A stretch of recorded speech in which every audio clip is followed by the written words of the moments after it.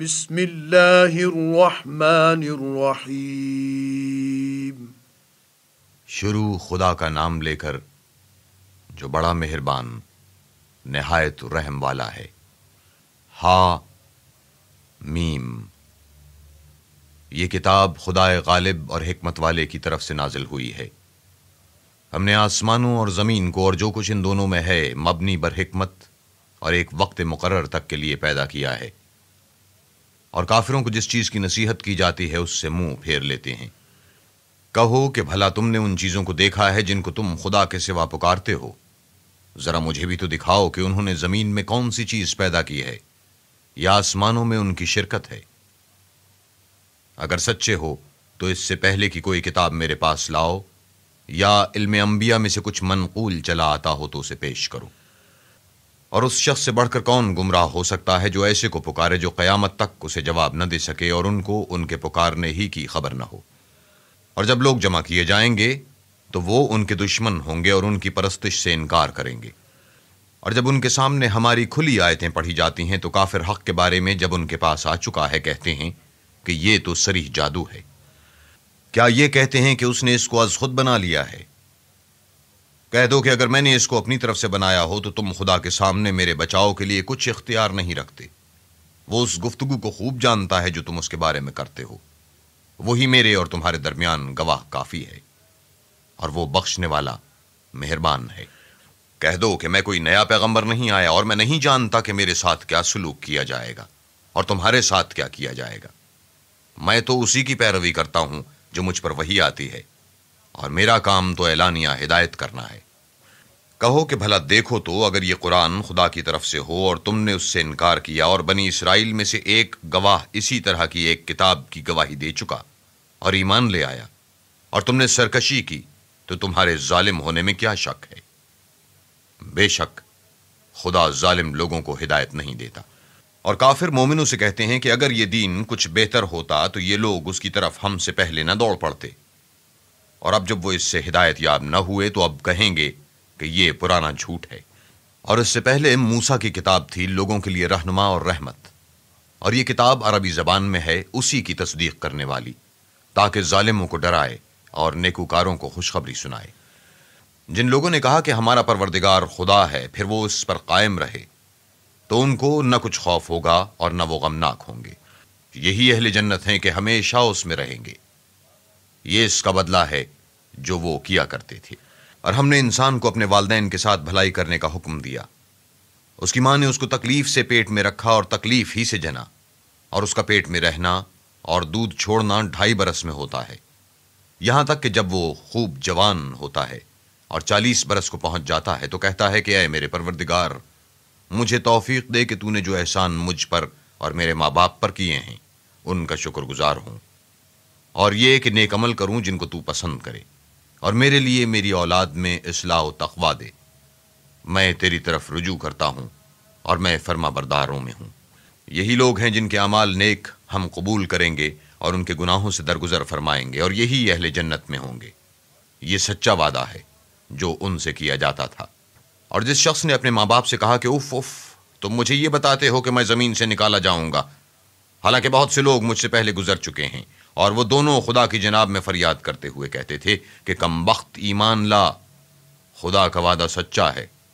تو کہنے لگا یہ تو پہلے لوگوں کی کہانیاں ہیں، یہی وہ لوگ ہیں جن کے بارے میں جنوں اور انسانوں کی دوسری امتوں میں سے جو ان سے پہلے گزر چکی عذاب کا وعدہ تحقیق ہو گیا۔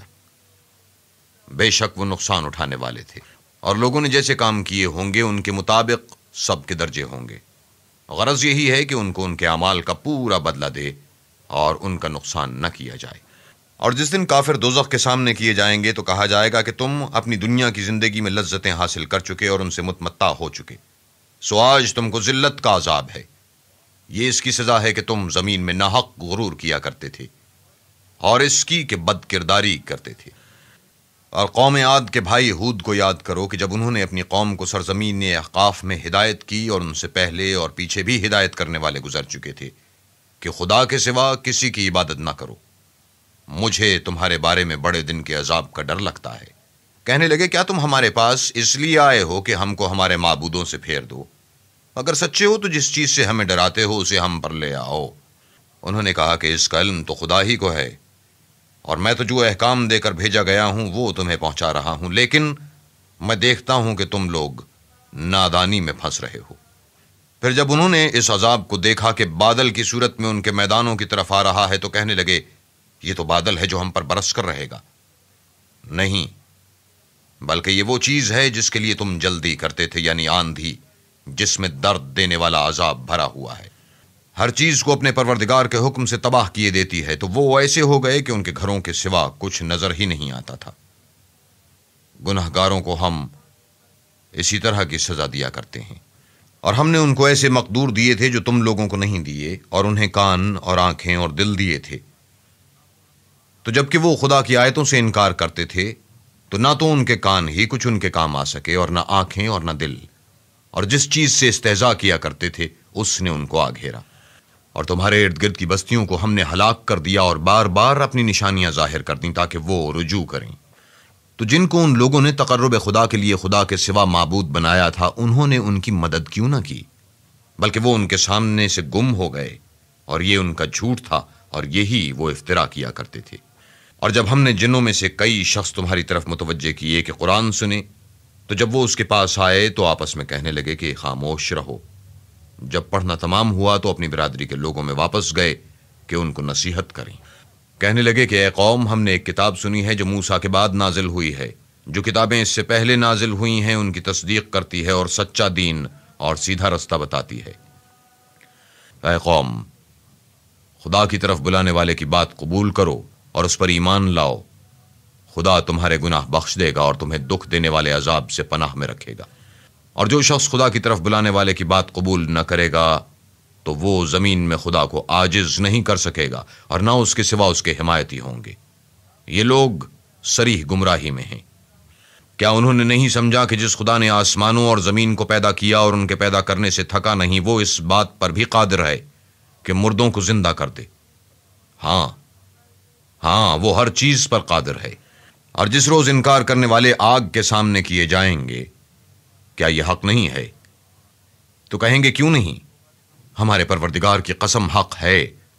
حکم ہوگا کہ تم جو دنیا میں انکار کیا کرتے تھے اب عذاب کے مزے چکھو۔ پس اے محمد، جس طرح اور آل ہمت پیغمبر صبر کرتے رہے ہیں اسی طرح تم بھی صبر کرو، اور ان کے لیے عذاب جلدی نہ مانگو۔ جس دن یہ اس چیز کو دیکھیں گے جس کا ان سے وعدہ کیا جاتا ہے تو خیال کریں گے کہ گویا دنیا میں رہے ہی نہ تھے مگر گھڑی بھر دن۔ یہ قرآن پیغام ہے، سو اب وہی ہلاک ہوں گے جو نافرمان تھے۔